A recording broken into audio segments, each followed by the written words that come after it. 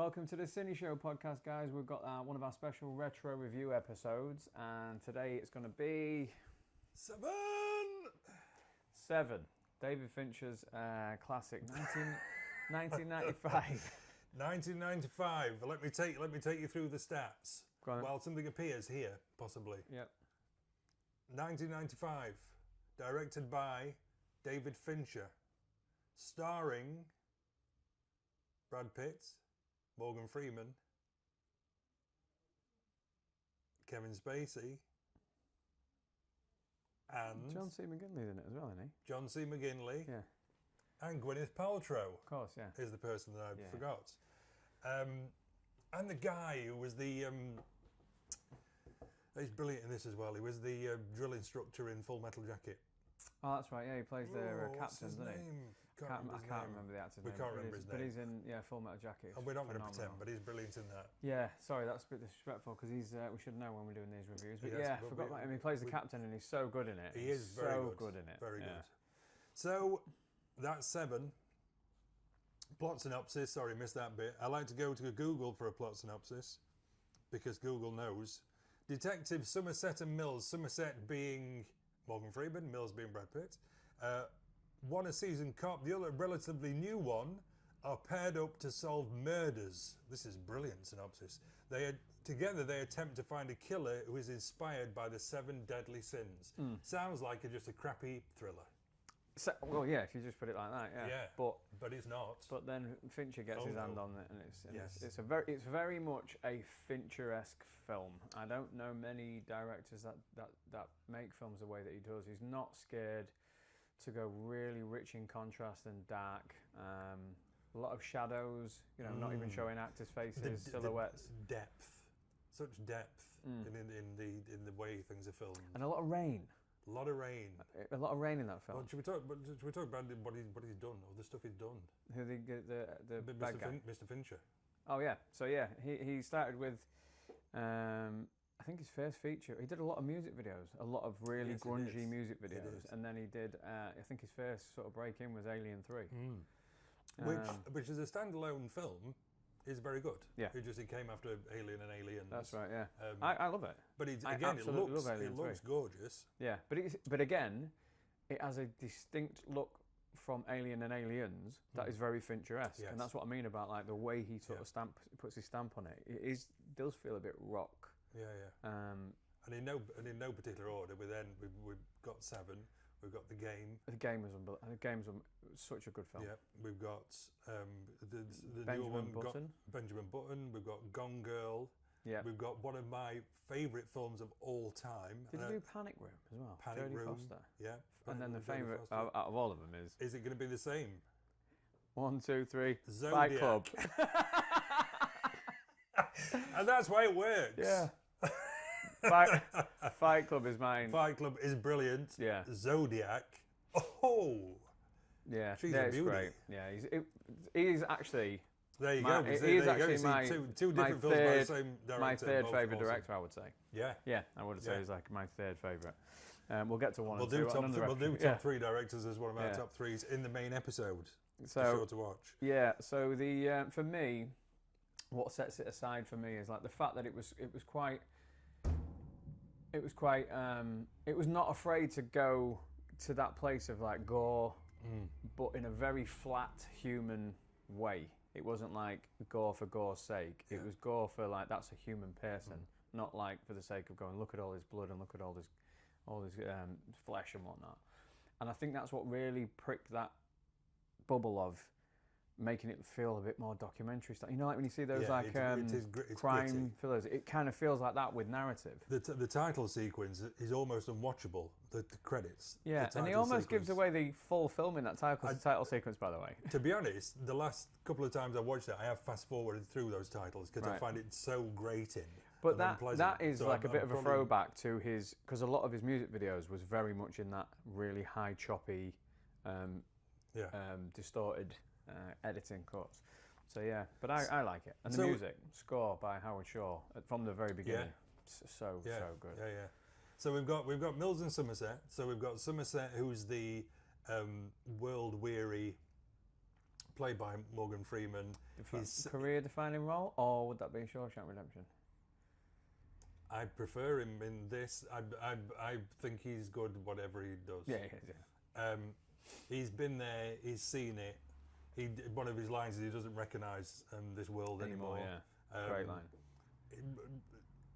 Is the only way he can get to sleep is he's kind of chucking his knife at his dartboard, that kind of thing. He's been there, seen it. And then you've got Mills, who's the young cop. He's out for a bit of fame and glory. Yeah. I'd say.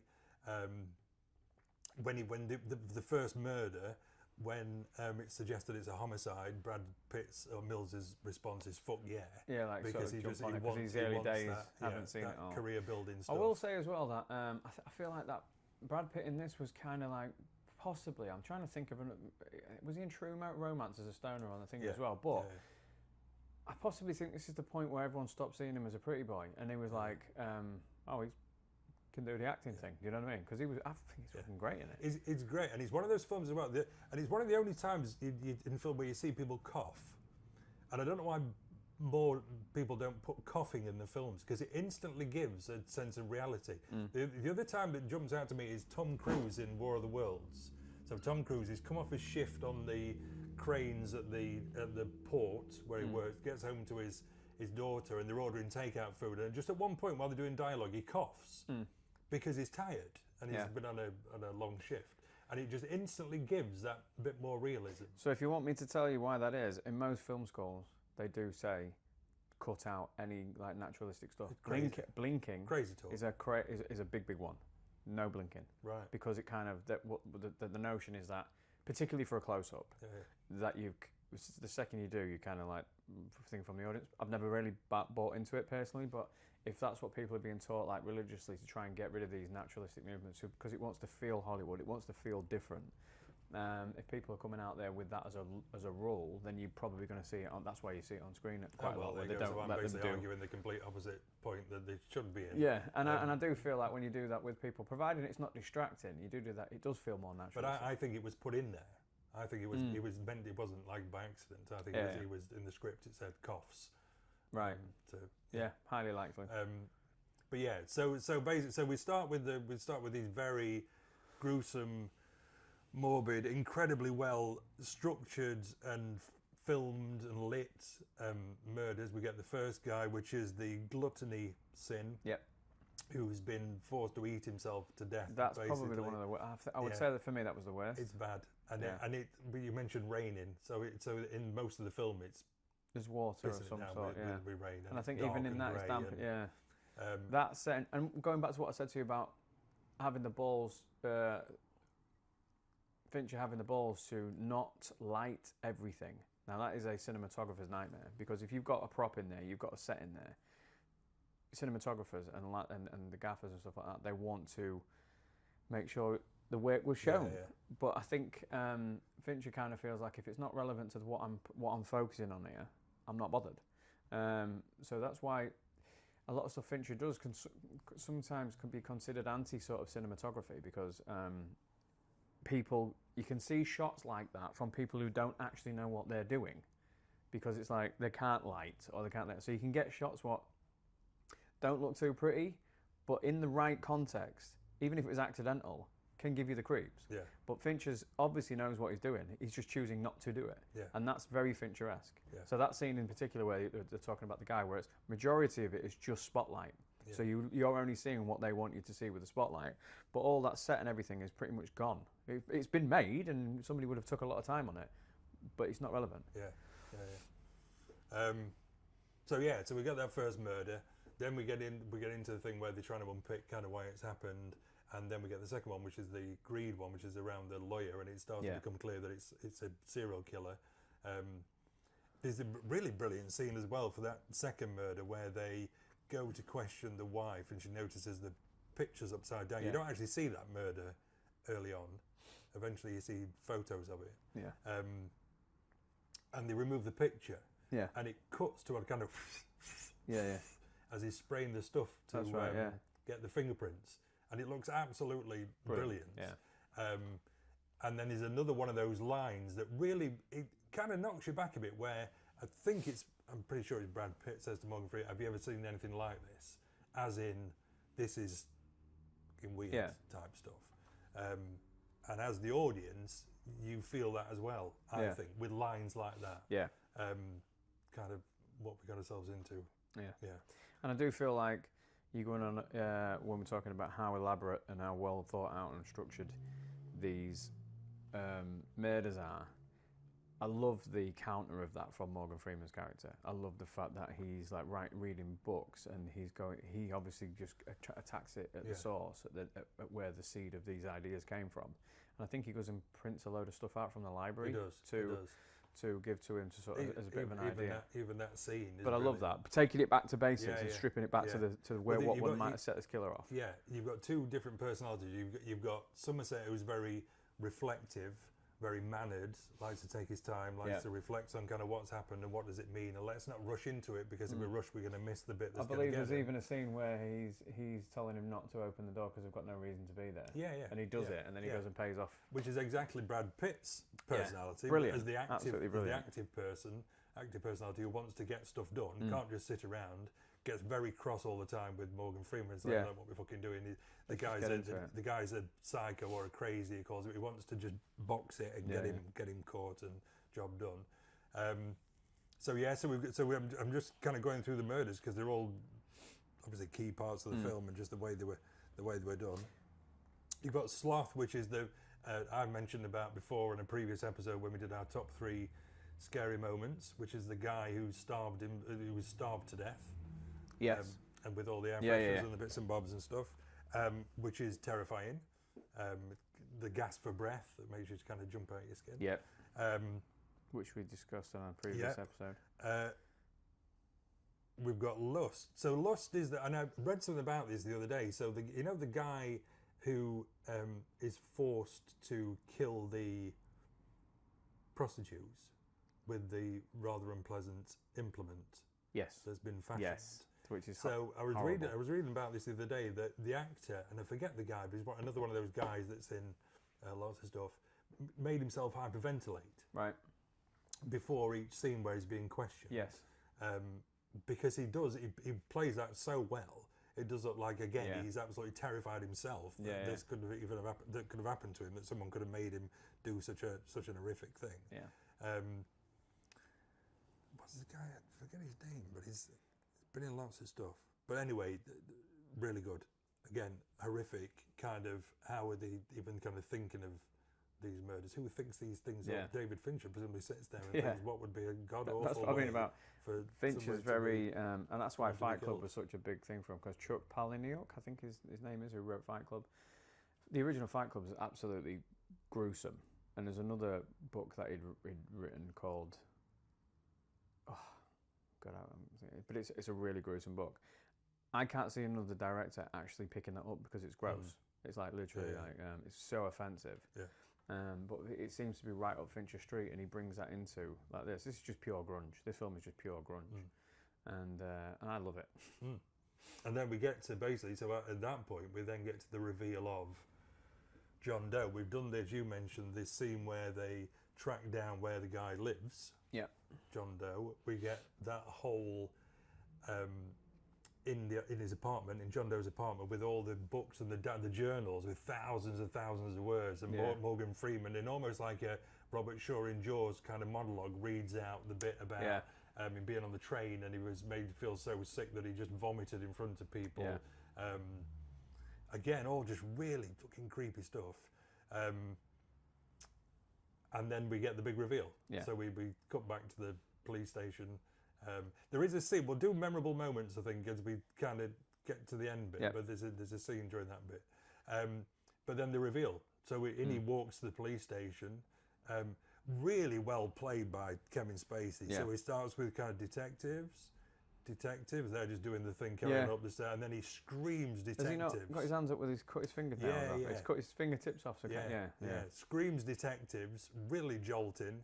They get him, put him down, and then they question him, and he says he'll confess if they go with him on a bit of a road trip. To basically complete his thing. Which I guess we all think, as the audience, we think is done. Yeah. We know something's up because he's saying he wants to go off and he'll confess if they come with him. But you can't think, well, he's not going to be, you can't murder them because they're going to be with him in a police car. Yeah. And the way they build that tension up is unbelievable. Yeah. So then we're on the ending, and we talk spoilers in the retro review, don't we? Yeah, we do. We're Yeah, spoiling. We're spoiling. We can talk about that. So that car journey. So the car journey begins. We've got the really kind of intense. The choppers flying above with our friend John C. McGinley. And that comms, like crackly comms stuff. And there's the back and forth between them in the car. John Doe trying to get under their skin, but not managing that well. And then eventually he manages to touch a nerve with Brad Pitt, who kicks off a bit. And maybe Morgan Freeman saying, "Can I calm it down?" type thing. Kevin Spacey, kind of justifies why he's killed the various people he has. That's right. Kind of thing. And then it's a case of, we're nearly there. It's just near these high tension towers, and then just them look scary. Yeah. The tower things themselves, but as you kind of get into that, you think, that's going to affect the helicopter. Then that's not going to be able to kind of stay with them. And then they park up. I believe. Then it ends. Then a delivery van comes. A delivery van comes. I mean, in the middle of so nowhere. I saw this at the cinema. I took a girl on a first date. It wasn't what I thought. I thought it was going to be like that Google synopsis. It was just going to be a pretty tame kind of serial killer thriller. Didn't know it was going to get you right in the gut. And by this point, you realise it was something very different. It was a lot more hardcore than you thought. I will say that the girl that I went with when she came out of the cinema, I said this in the scary moments thing in a previous episode, but she was sick because she was so traumatised. So that wasn't the best date. It's not a good date movie. Not a good first date movie. As a filmmaker, it's going to sound horrible, but if I'd made a gritty film, and that would be a fantastic review. Sorry. Yeah, it should be on the poster. My girlfriend choked after doing it. So the van comes, and at that point you really are thinking, what next? What could possibly happen? In fact, there's a brilliant bit of dialogue, isn't there, before they head off in the car, and he says, if his head was to open up and a UFO flew out or something, we wouldn't be surprised at this point. I don't remember that Something to do with if a UFO came down and took him away in space. Oh, I don't remember that bit. That might be surprising, but anything else, Yeah. So the delivery van comes, delivers the box. Even the driver of the delivery van acts absolutely perfectly. Yeah. So I mean, I don't want to. Somerset's by the box. Mills is back over out the way with John Doe, who's basically waiting. He's saying, "What's in the box? What's in the box?" And Somerset looks into the box, discovers it, and then he comes back to deliver the news. He comes back and John Doe delivers the news. And then he looks to Somerset for confirmation. He comes back to... No, first of all, I think Morgan Freeman radios to the chopper and says... get him out of here. John Doe's in there. Stay away. John Doe's in charge. Stay away. Yeah. So then he's walking back to Brad Pitt. Yeah. Brad Pitt's constantly saying, "What's in the box?" He's staying quiet because he knows. Oh, that scene is fantastic, man. That he knows that as soon as he finds out what's in the box, he's going to shoot Kevin Spacey. Kevin Spacey delivers the lines around, "I envied your..." So we're on envy. So he's the final. Envied your life, took your wife's pretty head. Yeah. Which is... But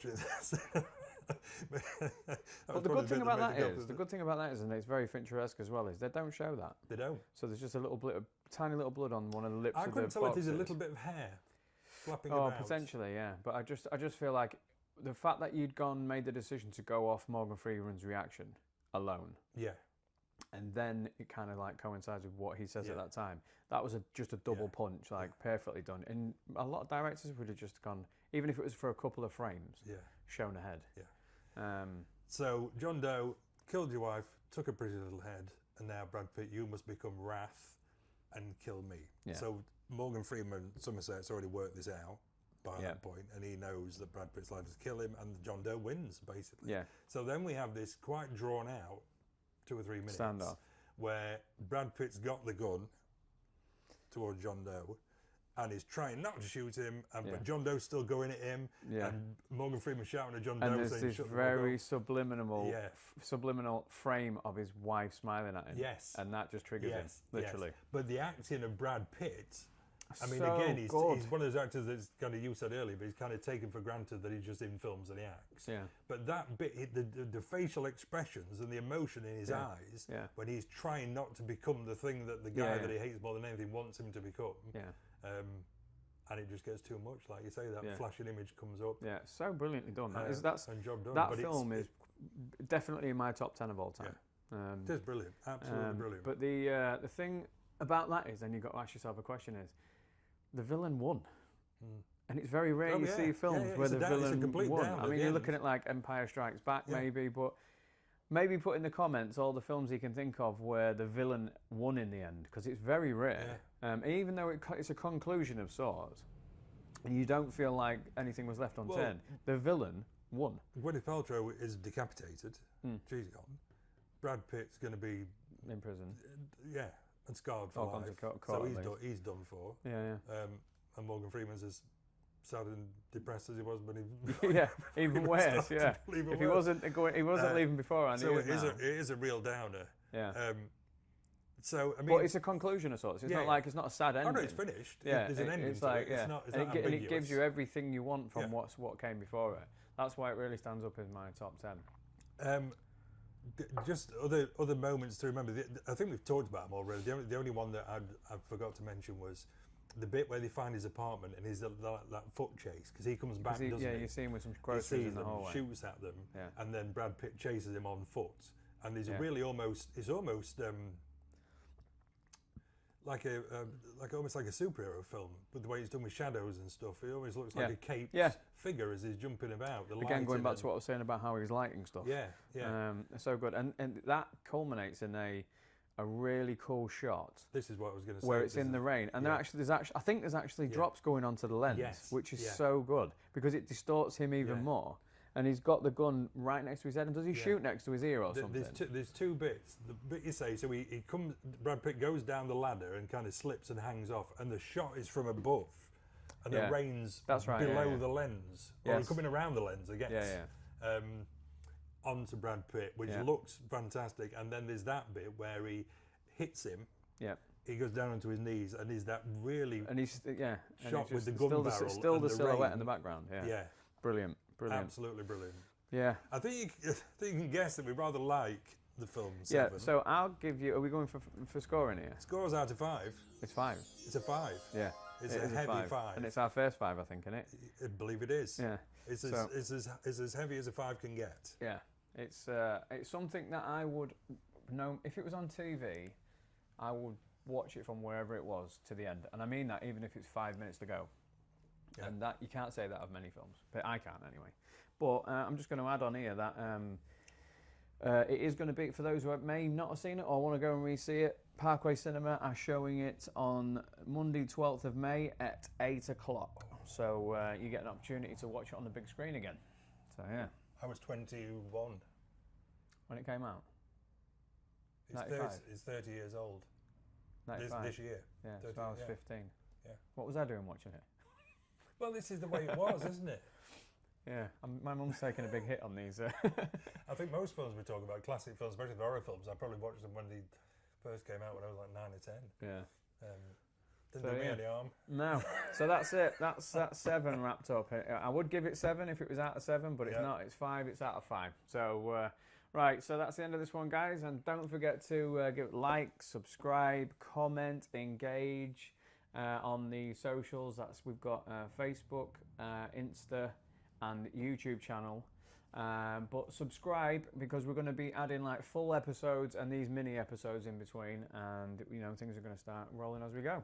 So, thank you very much. End of that one. All right. See you later. Bye.